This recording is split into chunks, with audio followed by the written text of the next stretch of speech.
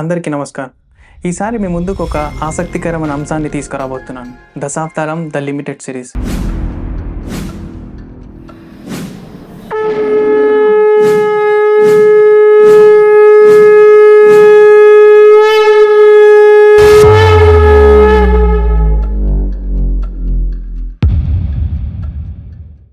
Start చేసే ముందు మనం కొన్ని క్వశ్చన్స్ వేసుకోవాల్సి ఉంటుంది. అసలు విష్ణుమూర్తి 10 అవతారాలు ఎందుకు ఎత్తాల్సి వచ్చింది? భృగు మహర్షి శాపం వలన ఎత్తాల్సి వచ్చిందా? అసలు ఈ భృగు మహర్షి అంటే ఎవరు? విష్ణుమూర్తి కావ్యమాత తల ఎందుకు నరకాల్సి వచ్చింది? అసలు ఈ కావ్యమాత అంటే ఎవరు? సో వీటన్నిటికీ ఆన్సర్ దొరకాలి అంటే స్టే ట్యూన్డ్.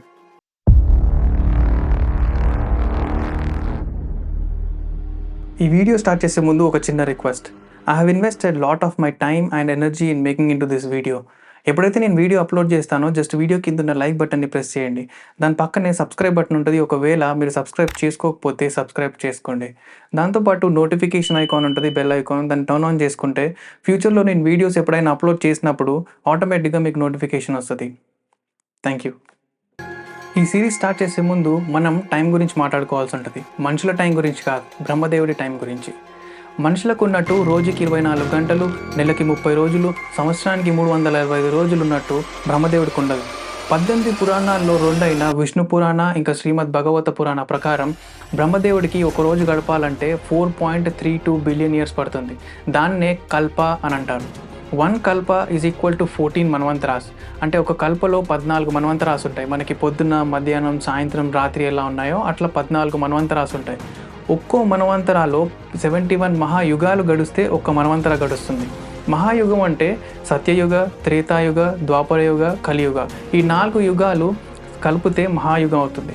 ఈ మహాయుగాలు 71 టైమ్స్ రిపిటేటివ్గా గడిస్తే ఒక్క మన్వంతర అవుతుంది. సో అట్లా రోజుకి 14 మన్వంతరాలు ఉంటాయి. దీంతో పాటు మన్వంతర స్టార్ట్ అయ్యే ముందు, అయిన తర్వాత ఒక చిన్న గ్యాప్ ఉంటుంది. ఆ గ్యాప్ ఒక సత్యయుగం అంత గ్యాప్ ఉంటుంది. అంటే 1.728 మిలియన్ ఇయర్స్. ఈ గ్యాప్ని సంధ్యాంశ అని అంటారు. స్టార్ట్ అయ్యే ముందు, స్టార్ట్ అయిన తర్వాత. ఈ సంధ్యాంశ ఇంకా 14 మన్వంతర ఈ అన్ని కలిపితే కల్ప అని అంటారు. అంటే 1 కల్ప is equal to 1 day in Brahma's life. బ్రహ్మదేవుడు అట్లా 100 ఏళ్ళ వరకు బ్రతికి తర్వాత శివార్పణం చెందుతాడు. అట్లా 100 ఏళ్ళు గడపడానికి 311.40 ట్రిలియన్ ఇయర్స్ పడుతుంది. దానినే మహాకల్ప అని అంటారు. బ్రహ్మదేవుడి 100 ఏళ్లను మహాకల్ప అని అంటారు. 4 యుగాలను మహాయుగం అని అంటారు.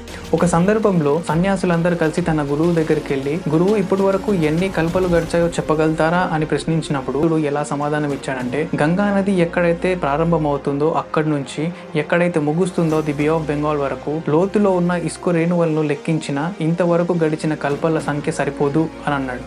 బ్రహ్మే సృష్టికర్త. బ్రహ్మ ఈ భూమిని సృష్టించకన్నా ముందు 10 మంది మానస పుత్రులను కూడా సృష్టించాడు. మానస పుత్రులు అంటే మైండ్ బోర్న్ జోన్స్ అని అర్థం. అంటే మేధాశక్తితో సృష్టించిన పుత్రులు అని అర్థం. ఈ 10 మంది మానస పుత్రుల్లో ఒకరే భృగు మహర్షి. ఈ మానస పుత్రులే ఫస్ట్ మను అంటే బాయ్, చతురూప అంటే గర్ల్ ని సృష్టించారని పురాణాల్లో ఉంది. ఈ మానస పుత్రుల్లో ఒకరైన భృగు మహర్షి గురించి ఈ రోజు మనం మాట్లాడుకునేది. భృగు మహర్షి ప్రిడిక్టివ్ ఆస్ట్రాలజీలో పండితుడు. He is the first compiler of predictive astrology అంటే జ్యోతిష శాస్త్రంలో పండితుడు. భృగు సంహిత అనే బుక్ ని కూడా రచించింది భృగు మహర్షిని. భృగు మహర్షికి 5 మంది భార్యలు. అందులో ఒకరే కావ్యమాత. కావ్యమాత వాళ్ళ కొడుకు శుక్రుడు. ఈ శుక్రుడు అసురులకి గురు. ఒకరోజు అసురులందరూ కలిసి దేవతలపై యుద్ధానికి వెళ్లి తీవ్రంగా గాయపడి ఓడిపోతారు. ఇంద్రుడు, విష్ణువు ఇంకా వివిధ దేవతలందరూ కలిసి అసురులను చంపాలనుకుంటారు. ఎక్కడ తలదాచుకోవాలో తెలియక అసురులందరూ శుక్రుడి ఆశ్రమానికి వెళ్లి తలదాచుకుంటారు. కానీ అక్కడ శుక్రుడు గాని భృగు మహర్షి గాని ఉండరు, ఒక్క కావ్యమాత తప్ప. ఈ అసురులందరూ కావ్యమాత వెనకాల తలదాచుకుంటారు. ఇదంతా చూస్తున్న కావ్యమాత వచ్చిన దేవుళ్ళందరినీ నిద్రపుచ్చుతుంది. వచ్చిన ఇంద్రుడిని పారలైజ్ చేసి కదలనీయకుండా ఆపేస్తుంది.